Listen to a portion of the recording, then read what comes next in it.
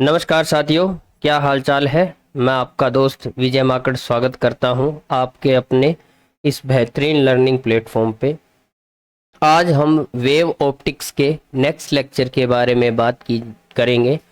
हमने 2 लेक्चर में पढ़ लिया। सबसे पहले हमने लाइट की थ्योरीज पढ़ ली, उसके बाद हमने वेव फ्रंट के बारे में पढ़ लिया, उसके बाद हमने हाइगन प्रिंसिपल से रिफ्लेक्शन ऑफ लाइट और रिफ्रैक्शन ऑफ लाइट पढ़ लिया।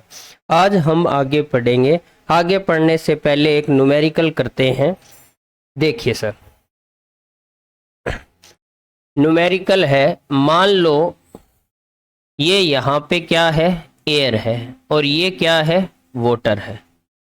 एयर और वाटर, यहाँ पे एक लाइट रे इंसिडेंट होती है। इस लाइट रे की वेवलेंथ मान लेता हूं मैं, क्या है, 600 नैनोमीटर। इस लाइट रे की वेवलेंथ क्या मान ली, 600 नैनोमीटर। तो जैसे ही ये लाइट इस सरफेस पे इंसिडेंट होगी तो क्या होगा, कुछ पार्ट तो बेटा क्या हो जाएगा, रिफ्लेक्ट हो जाएगा, और कुछ पार्ट क्या हो जाएगा, रिफ्रैक्ट हो जाएगा। तो ये कौन सी रे है, रिफ्लेक्टेड रे, और ये कौन सी रे है, रिफ्रैक्टेड रे।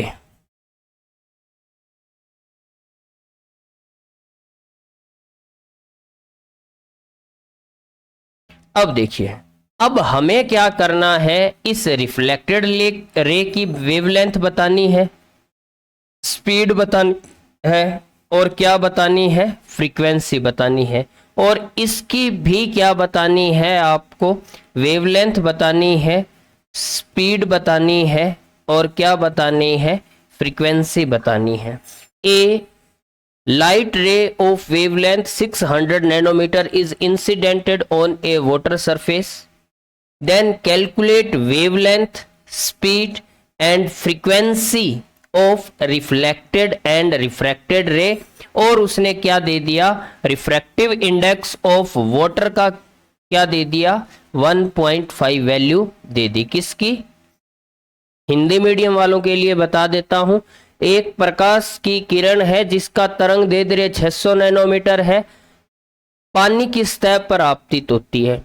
इसका कुछ भाग परावर्तित हो जाएगा, कुछ भाग अपवर्तित हो जाएगा। तो हमें परावर्तित किरण और अपवर्तित किरण की तरंग दैर्ध्य, चाल और आवर्ती बतानी है। हमें दिया क्या है, पानी का अपवर्तनांक दिया हुआ है 1.5। ये एनसीईआरटी का क्वेश्चन है, फर्स्ट ही क्वेश्चन है।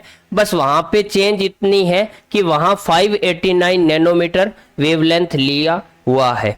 ठीक है, तो आप वो अपने आप प्रैक्टिस कर लेना। 589 इसलिए मैंने वैल्यू चेंज कर दी। अब देखिए जी,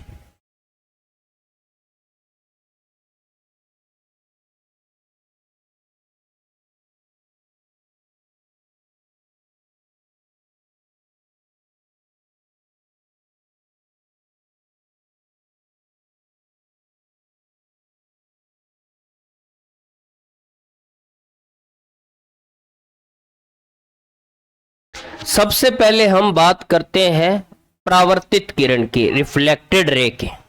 किसकी बात करते हैं बेटा, परावर्तित किरण, रिफ्लेक्टेड रे की बात करते हैं।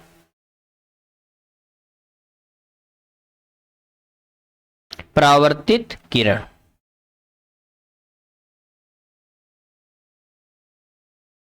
तो मैंने आपको बताया था कि प्रकाश के परावर्तन के दौरान तरंग दैर्ध्य नहीं बदलती। इसका मतलब जो तरंग दैर्ध्य इस आपतित किरण की है उतनी ही तरंग दैर्ध्य किसकी होगी, परावर्तित किरण की होगी।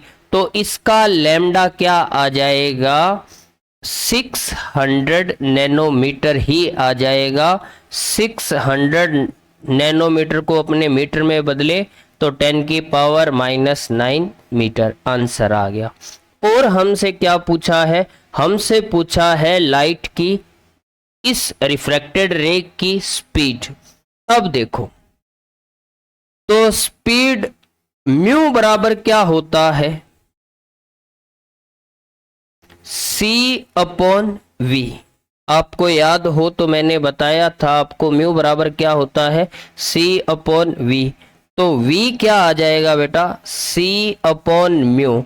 और यहाँ इस माध्यम में वायु की प्रकाश की चाल 10 की 3 गुणा 10 की पावर 8, म्यू कितना है 1, वायु का अपवर्तनांक कितना होता है 1, तो क्या मान आ गया 3 गुणा 10 की पावर 8 मीटर पर सेकंड। अब हमें क्या ज्ञात करनी है, हमें ज्ञात करनी है आवर्ती। क्या ज्ञात करनी है जी, फ्रीक्वेंसी ज्ञात करनी है।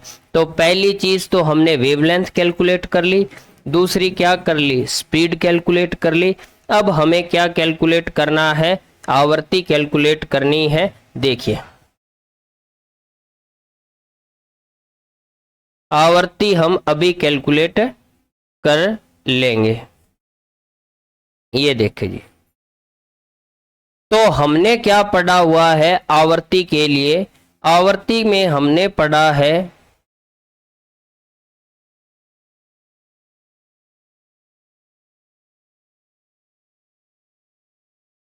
ये देखिए जी, आवर्ती हमने कैलकुलेट करनी है।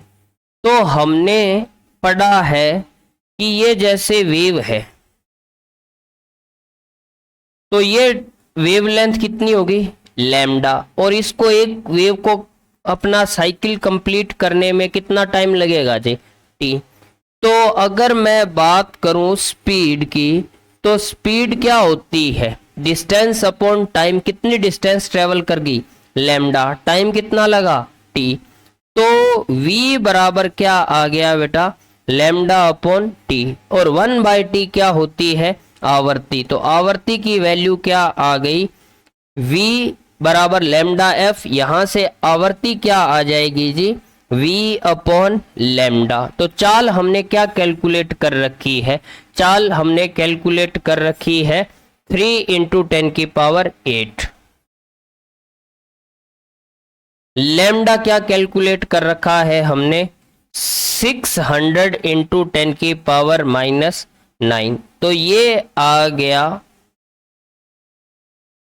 1/200, ये ऊपर जाएगा तो क्या हो जाएगा जी, 2 से 2 गया 6, 9 और 6 15, तो 10⁻15।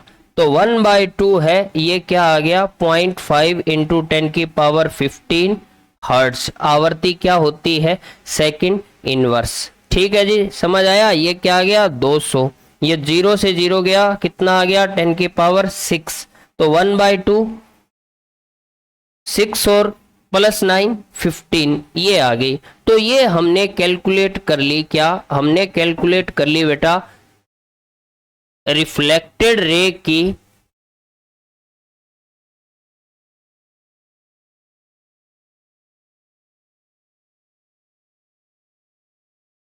वेवलेंथ, चाल और आवर्ती। आप स्क्रीनशॉट लेना चाहते हैं तो ले सकते हैं। अब हम क्या कैलकुलेट करेंगे, रिफ्रैक्टेड रे अपवर्तित किरण के लिए, अपवर्तित किरण के लिए कैलकुलेट करना है। तो ये आई, इसकी वेवलेंथ कितनी थी बेटा 600 नैनोमीटर, ये है अपवर्तित किरण। अब हमें इसका लैम्डा बताना है, इसकी फ्रीक्वेंसी बतानी है और इसकी स्पीड बतानी है।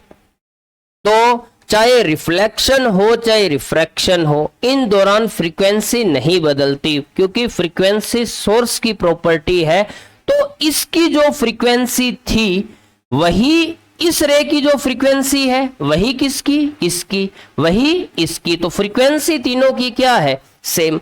और इस रिफ्लेक्टेड परावर्तित किरण की आवर्ती अभी हमने कैलकुलेट की है 0.5 × 10⁻15 हर्ट्ज। तो इसकी आवर्ती क्या हो जाएगी, इसकी आवर्ती हो जाएगी 0.5 × 10⁻15 हर्ट्ज, या लिख सकते हो 5 × 10⁻14 हर्ट्ज। ये एक आंसर आ गया। और हमसे क्या चीज पूछी है, हमसे पूछ रहा है स्पीड। तो अभी म्यू बराबर क्या होता है c/v, तो v क्या आ जाएगा c/म्यू। c कितना होता है 3 इंटू 10⁸ मीटर पर सेकेंड। और म्यू की वैल्यू कितनी है, वाटर का म्यू इसने ऑलरेडी क्वेश्चन में मेंशन कर रखा है, कितना है 1.5। तो यहां आ गया 1.5। तो ये कैंसिल हुआ, कितना आ गया 2 इंटू 10⁸ मीटर पर सेकेंड। तो चाल कितनी आ गई, 2 गुणा 10⁸ मीटर पर सेकेंड की चाल से ये किस में ट्रेवल कर रही है, पानी के अंदर ट्रेवल कर रही है। अब हमें क्या चीज कैलकुलेट करनी है, अब हमें v हो गया, लैम्डा हो गया, और क्या चीज कैलकुलेट करनी है, f कैलकुलेट करनी है। तो देखिए अभी हमने क्या कहा था कि स्पीड क्या होती है, डिस्टेंस अपॉन टाइम। स्पीड क्या आ गई, लैम्डा f। तो f हमारे पास है, v हमारे पास है, हमें लैम्डा बताना है। तो लैम्डा क्या हो जाएगा, v अपॉन f। v की वैल्यू कितनी है 2 इंटू 10⁸। फ्रीक्वेंसी कितनी है 5 इंटू 10⁻14। बात समझ आ गई। इसको मैं लिख दूं 20 इंटू 10⁻7, 5 इंटू 10⁻14। ये कितना आ गया जी 4। तो क्या हो गया, कैंसिल हो गया, कितना बचेगा 10⁻7, 10⁻⁻7 मीटर। ये हमारा क्या आ गया जी, आंसर आ गया। तो इस प्रकार हमने क्वेश्चन कर लिया है क्या, when a light incident on water surface then what is the frequency, wavelength and speed of reflected and refracted ray. Same question आपका एनसीईआरटी का फर्स्ट अनसोल्व्ड क्वेश्चन है एक्सरसाइज का, वहां पर ये वेव लेंथ 589 नैनोमीटर ली हुई है। अब आपके लिए ये टास्क है, होमवर्क है कि आप यहां वेवलेंथ को 600 नैनोमीटर की जगह 589 नैनोमीटर लेके सॉल्व करें। तो ये हमारी फ्रीक्वेंसी, ये हमारी स्पीड और स्पीड और वो हमारी आ गई वेवलेंथ। उम्मीद करता हूं आपको समझ आया होगा। अब देखिए अपने बात करते हैं कि जब प्लेन वेव फ्रंट अलग अलग ऑप्टिकल डिवाइसेस, जैसे अपने बात करें लेंस पे गिरेगा, मिरर पे गिरेगा, प्रिज्म पे गिरेगा, तो उसका बिहेवियर कैसा होगा। तो अपने सबसे पहले स्टडी करते हैं behaviour of plane wave front when it incident on a convex lens. क्या, behaviour of plane wave front when it incidented on lens कर देता हूं, लेंस। तो सबसे पहले कॉन्वेक्स लेंस की बात करते हैं। ये हमारा रहा कॉन्वेक्स लेंस। अब हमें इस पे प्लेन वेव फ्रंट गिराना है। समतल तरंगागर जब इस लेंस पर गिरेगा तो वो कैसा व्यवहार दर्शाएगा लेंस से अपवर्तन के बाद, ये चीज हमें बतानी है। तो ध्यान दीजिए, पहले मैं आपको सिंपल रे ऑप्टिक्स से एक्सप्लेन कर देता हूं, फिर उसका एक्सप्लेनेशन मैं वेव थ्योरी के हिसाब से आपको दूंगा। Let these are rays, parallel rays. Plane wave front क्या होता है, वेव फ्रंट हमेशा रे के क्या होता है, परपेंडिकुलर होता है। तो प्लेन वेव फ्रंट ये लो, तो इस प्लेन वेव फ्रंट आ रहा है तो रेज इसके क्या होगी, परपेंडिकुलर होगी। तो ये प्लेन वेव फ्रंट आ रहा है, ठीक है। अब इस पे जब भी रेज पैरेलल हो तो हमने रे ऑप्टिक्स में क्या स्टडी की थी, ये एक पॉइंट पे क्या होती है, कंसंट्रेट होती है, एक पॉइंट पे जाके मिलती है, ठीक है, जिसको हम क्या बोलते हैं जी, फोकस बोलते हैं, ठीक है। मतलब ये सिंपल सी बात है। अब हमें बनाना है वेव फ्रंट। वेव फ्रंट बनाएंगे तो कैसे बनाएंगे, मैंने आपको बताया था वेव फ्रंट हमेशा रे के क्या होता है, परपेंडिकुलर। तो इसके परपेंडिकुलर ऐसे, इसके परपेंडिकुलर ऐसे, इसके परपेंडिकुलर ऐसे। ठीक है, नहीं समझ आ रहा, एक रे और लो, ये भी कहां जाएगी, यहां पे इसके परपेंडिकुलर, ये रहा, एक रे और लो, ये रही, इसके भी परपेंडिकुलर ऐसे। तो इन सबको मिलाया तो वेव फ्रंट कैसे बना, स्फेरिकल वेव फ्रंट बना, गोलीय तरंगागर बना। तो बिंदु स्रोत से बनने वाला तरंगागर हमेशा कैसा होता है, गोलीय तरंगागर होता है। तो सीधी सी बात है, whenever a plane wave front incidented on a convex lens then it becomes a spherical wave front after refraction from the convex lens। अब देखिए, जब भी एक समतल तरंगागर लेंस पे गिरेगा तो अपवर्तित तरंगागर कैसा होगा, गोलीय। अब इसका नाम क्या है, प्लेन वेव फ्रंट। और ये वेव फ्रंट कैसा है, स्फेरिकल वेव फ्रंट। कैसा है, कन्वर्जिंग है या डाइवर्जिंग, गुरुदेव ये तो यहां पर जाके एक पॉइंट पे कन्वर्ज हो रहा है, तो इसका नाम क्या है, converging spherical wave front, converging spherical wave front. अब बात समझ आ गई क्या। तो जब भी प्लेन वेव फ्रंट आपतित होगा तो वो किस में कन्वर्ट हो जाएगा, कन्वर्जिंग स्फेरिकल वेव फ्रंट के अंदर बदल जाएगा।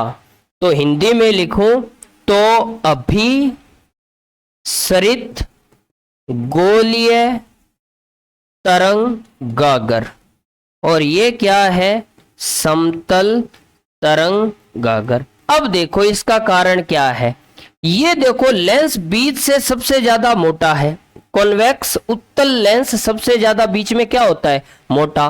तो यहां पर इसका रिफ्रैक्टिव इंडेक्स मान लिया कांच का बना हुआ है तो कितना है, 1.5। तो ये ज्यादा देर जब मोटी सतह पे रहेगी तो इसकी चाल यहां क्या होगी, कम। तो ये वाली किरण सबसे ज्यादा पाथ कम ट्रेवल करेगी, सबसे कम दूरी तय करेगी। और किनारों वाली लेंस, किनारों पर लेंस क्या है, पतला, तो ये डेंसर मीडियम में कम टाइम रहती है, तो ओवरऑल ये डिस्टेंस क्या ट्रेवल करेगी, ज्यादा ट्रेवल करेगी। तो जैसे जैसे किनारों पर जाओगे वो वेव ज्यादा डिस्टेंस ट्रेवल करेगी और सेंटर वाली कम डिस्टेंस ट्रेवल करेगी, जिसके कारण ये वेव फ्रंट क्या बनेगा, स्फेरिकल वेव फ्रंट बनेगा। उम्मीद करता हूं आपको समझ आया होगा। अब इसी तरीके से हम कॉनकेव लेंस की स्टडी करेंगे, फिर मिरर की स्टडी करेंगे। अब देखते हैं behaviour of plane wave front when it incidented on concave lens. ये लो, समतल तरंगागर जब अवतल दर्पण पर आपतित होगा तो क्या होगा, उसकी स्टडी करनी है। देखिए सर, ये समतल तरंगागर आपतित कराना है, ये लीजिए, ये रहा प्लेन वेव फ्रंट। रेज हमेशा इसके क्या होती है जी, गुरुदेव 90 डिग्री पर होती है। अब ये किरणें क्या है, ये कौन सा है, ये डाइवर्जिंग है। कौन सा है, डाइवर्जिंग। अब सारी एक बात ध्यान रखना, ये जरूरी नहीं है कि कॉन्वेक्स लेंस हमेशा कन्वर्जिंग ही हो और कॉनकेव लेंस हमेशा डाइवर्जिंग हो। आपको याद हो तो मैंने आपको लेंस मेकर्स फॉर्मूला में कंडीशन पढ़ाई थी कि जब भी किसी कॉन्वेक्स लेंस, मान लिया इसका रिफ्रैक्टिव इंडेक्स क्या है 1.5, इसको ऐसे पानी में डुबो दिया जिसका रिफ्रैक्टिव इंडेक्स इससे ज्यादा है, तो ये कॉन्वेक्स लेंस किसकी तरह बिहेव करेगा, कॉनकेव। उत्तल लेंस किसकी तरह बिहेव करेगा, अवतल। तो ये किरणों को क्या करेगा बेटा, फैलाएगा। समझ आ गई क्या। तो जनरली हम एयर के अंदर बात करते हैं तो कॉन्वेक्स लेंस हम कन्वर्जिंग मानते हैं और कॉनकेव लेंस हम क्या मानते हैं, डाइवर्जिंग। अगर कुछ खास मेंशन नहीं किया है सराउंडिंग मीडियम के बारे में तो हाँ, if lens is placed in a medium which have higher refractive index then refractive index of lens, then nature of lenses will change. ठीक है ना। फिर कॉन्वेक्स कॉनकेव की तरह बिहेव करेगा, कॉनकेव किसकी तरह बिहेव करेगा, कॉन्वेक्स। छोड़ो गोली मारो, इतना ध्यान नहीं देना है अपने को, सीधा ध्यान रखना है बेसिक जो चीज मैंने आपको बताई थी कि कॉन्वेक्स लेंस क्या है, कन्वर्जिंग, कॉनकेव क्या है, डाइवर्जिंग। कब, जब वो एयर के अंदर है, ठीक है। ये क्या कर देंगे जी, डाइवर्ज कर देगा, ठीक है। अब मेरी बात सुनो, ये कहां, इसके परपेंडिकुलर ऐसे, इसके परपेंडिकुलर ऐसे, इसके परपेंडिकुलर ऐसे, इन सबको मिलाओगे तो ये वेव फ्रंट कैसे बनने वाला है, स्फेरिकल वेव फ्रंट। आप कहोगे सर स्फेरिकल वेव फ्रंट तो पॉइंट सोर्स से बन रहा है, यहां कहां है पॉइंट सोर्स, ये लो, ये यहां इनको पीछे बढ़ाया, एक मिनट मेरे लाल, एक मिनट, चलो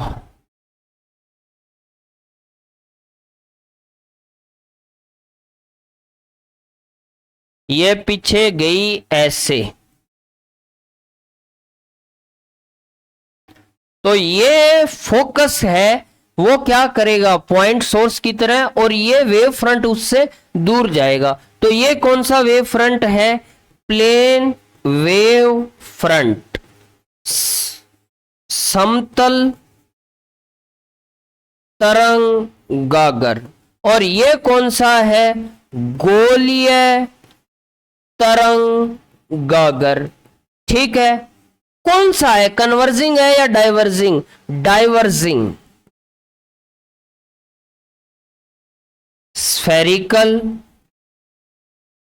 वेव फ्रंट अपसारी गोलीय तरंगाकार, ये इस तरीके से क्या बनेंगे बेटा, डायग्राम बनेंगे। अब हम किसकी स्टडी करेंगे, अब हम स्टडी करेंगे when plane wave front incident on convex mirror, sorry पहले किसकी स्टडी कर लेते हैं, अब ये कॉनकेव बना दिया है तो कॉनकेव की स्टडी कर लेते हैं। अवतल दर्पण पर जब समतल तरंगागर आपतित होगा तो क्या होगा, ये लीजिए, पहले रे ऑप्टिक्स से स्टडी कर लीजिए। ये आया प्लेन वेव फ्रंट, ये लीजिए, ये आपकी रेज, ये कौन सा है, समतल तरंगागर,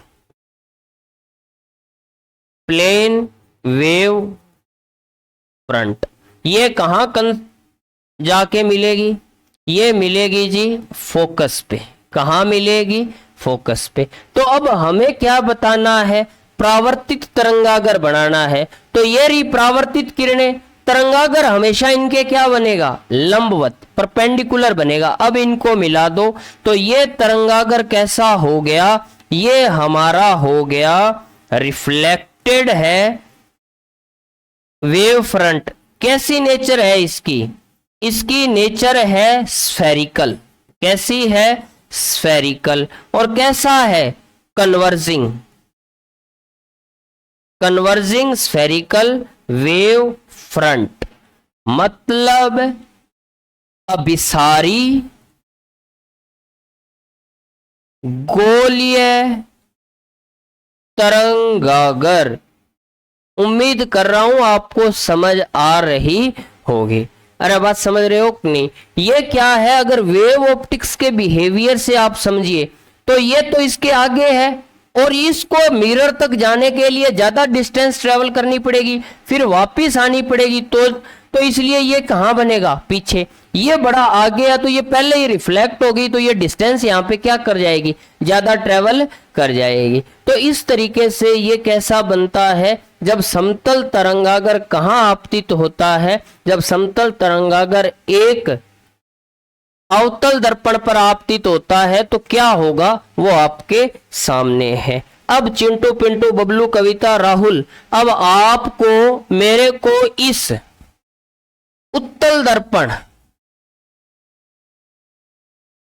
कॉन्वेक्स मिरर से कैसा डायग्राम बनेगा, बना के देखिए जल्दी से। मैं 1 मिनट आपको टाइम देता हूं, पॉज कर लीजिए, टाइम टूम कुछ नहीं है। ये लीजिए, ये रेज आई ऐसे,